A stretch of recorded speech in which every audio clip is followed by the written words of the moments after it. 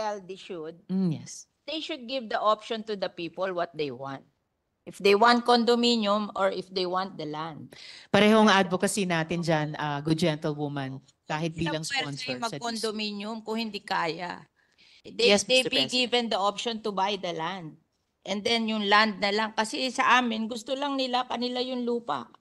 And mura lang yon. Oh, give them the option. Don't force them to buy from the condo because many of them cannot afford it. Oh, yun lang ang inaano ko sa inyo that after all, your mandate is to provide for the homeless and the poor. Eh bakit mo po pwersay mag-condominium yung homeless and poor if they cannot afford it? Oh. Oh. Yes, So, Mr.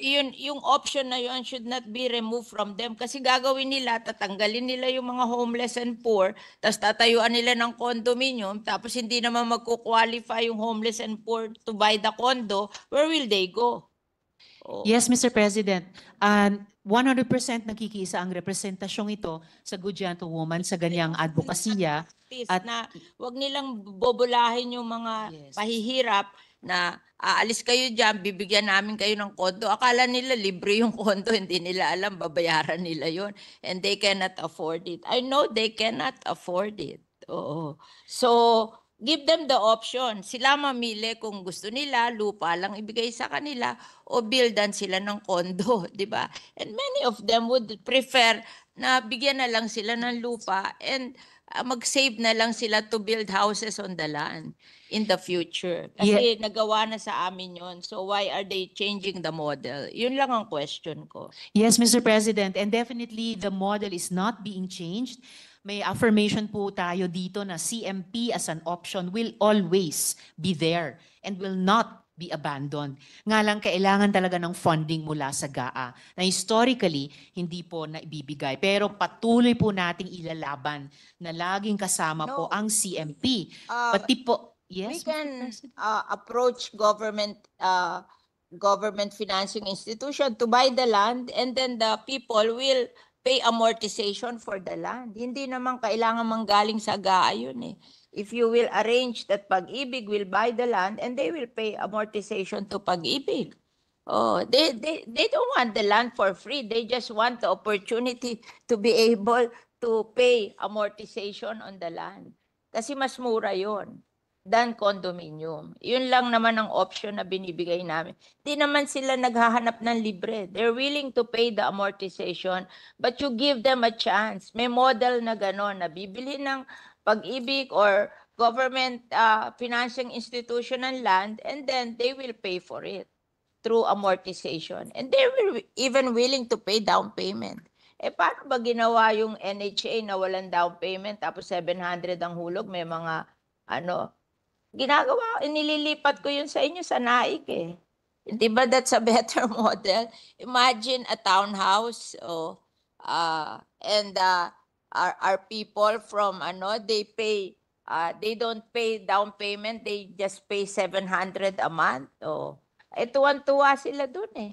Yes, Mr. President, and actually hindi po nalalayo yung 700 pesos na sinasite ng good gentlewoman sa tinatansya din with amortization subsidy na babayaran kahit sa mga low-rise buildings bilang isa, hindi lang yung solong option sa 4PH dahil nga laging nandun pa rin ang CMP, laging nandun pa rin ang GLAD. 4,000. Hindi po, not according to this table ng DSUD. Okay. Kasi Oh, definitely, good gentlewoman. Mr. President. Just a point of order. Senator Sito, can you please use the mic so we can hear you? Thank you, Mr. Just President. protecting the people living on the informal settlers. They are being deceived that they will be given condominium. Akala nila free yon. Sabi ko, mahal yan. So, huwag kayo aalis dyan sa lupa kasi pwede namang ibenta sa inyo yan lupa. At yan ang hulugan nyo, mas mura. Oo. Yun lang naman yung option na yun. Kasi paaalisin sila eh. And pagpunta nila sa Las Piñas, kasama pa nila Shopsy. Oh. So, who are doing that? Mr. President, as I was saying kanina, bukod dun sa Kasama may nila contractor. Oh, yung contractor nagagawa ng building. Bakit kasama contractor? Ha? Mr. President, Ano yan, as- negosyo? Ha? Na i-deprive ang poor ng mga lupa nila tapos ninegosyohin nyo yung lupa? Ano yon? But may contractor at ano yon, ibebenta. Sabi nila, how are you able to buy? You have to apply sa pag-ibig. And if you're rejected, you are not entitled. Mr. President, as I said earlier, kahit kay Secretary mukhang may problema dun sa Las Piñas, and as in previous years, we should yes, well, it's a good example to gain practical lessons from. So baka kailangan nating tugunan on the ground. Pero gusto ko ring i-make of record na yung binanggit ng good gentlewoman na 700 pesos amortization ay hindi na po nalalayo dun sa nakikitang posible ng department with amortization subsidy. Lalo na kung in partnership sa LGU na may 1,000 pesos a month, nagsisimula yung amortization ng informal settler dun sa low-rise building at 800 pesos.